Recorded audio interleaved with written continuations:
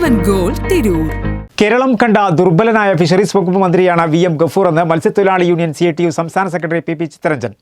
വിഴിഞ്ഞത്തും മുതലപ്പുഴയിലുമായി കടൽ കാണാതായ മത്സ്യത്തൊഴിലാളി കുടുംബങ്ങളെ ആശ്വസിപ്പിക്കാൻ പോലും മുഖ്യമന്ത്രിയും ഫിഷറീസ് വകുപ്പ് മന്ത്രിയും തയ്യാറായത് പ്രതിഷേധങ്ങൾക്കൊടുവിലാണെന്നും അദ്ദേഹം പറഞ്ഞു. കൂട്ടായി പുഴയോരം റിസോർട്ടിൽ സംഘടിപ്പിച്ച മത്സ്യത്തൊഴിലാളി യൂണിയൻ CITU മലപ്പുറം ജില്ലാ സമ്മേളനം ഉദ്ഘാടനം ചെയ്ത് സംസാരിക്കുകയായിരുന്നു അദ്ദേഹം. മത്സ്യത്തൊഴിലാളി യൂണിയൻ CITU സംസ്ഥാന സെക്രട്ടറി PP ചിത്തരഞ്ജനാണ് ഫിഷറീസ് വകുപ്പ് മന്ത്രിക്കെതിരെ രൂക്ഷ വിമർശനം ഉയർത്തിയത്. കേരളം കണ്ട ഏറ്റവും ദുർബലനായ ഫിഷറീസ് വകുപ്പ് മന്ത്രിയാണ് VM ഗഫൂർ എന്ന് അദ്ദേഹം പറഞ്ഞു. കൂട്ടായിൽ നടന്ന മത്സ്യത്തൊഴിലാളി യൂണിയൻ CITU മലപ്പുറം ജില്ലാ സമ്മേളനം ഉദ്ഘാടനം ചെയ്ത് സംസാരിക്കുകയായിരുന്നു അദ്ദേഹം.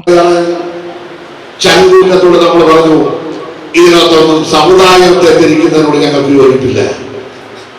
പ്രിയമുള്ളവരെ, അന്ന് ശരിയായ അഭിപ്രായം പറഞ്ഞ് നമുക്ക് ഇപ്പോ ഈ 3.5 മാസമാകുമ്പോ തീർത്തു പറയേണ്ടി വരുന്നു, കേരളം കണ്ട ഏറ്റവും ദുർബലമായിട്ടുള്ള ഫിഷറീസ് വകുപ്പ് മന്ത്രിയാണ് ഇത് കേരളം ഭരിച്ചുകൊണ്ടിരിക്കുന്നത്.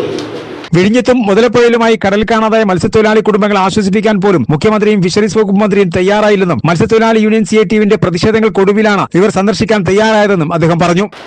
നമ്മുടെ കടലിൽ ഇഷ്ടംപോലെ അപകടം ഉണ്ടായിട്ടുണ്ട്. നമ്മുടെ സഹോദരങ്ങൾ നിരവധി പേർ മരണപ്പെട്ടിട്ടുണ്ട്. ഇനിയും തിരിച്ചു വരാത്ത നിരവധി പേരുണ്ട്.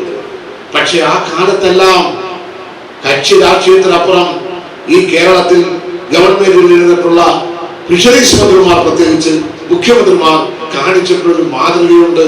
ഈ വേദനിക്കുന്ന ആ കുടുംബങ്ങളെ പോയി ആശ്വസിപ്പിക്കാൻ.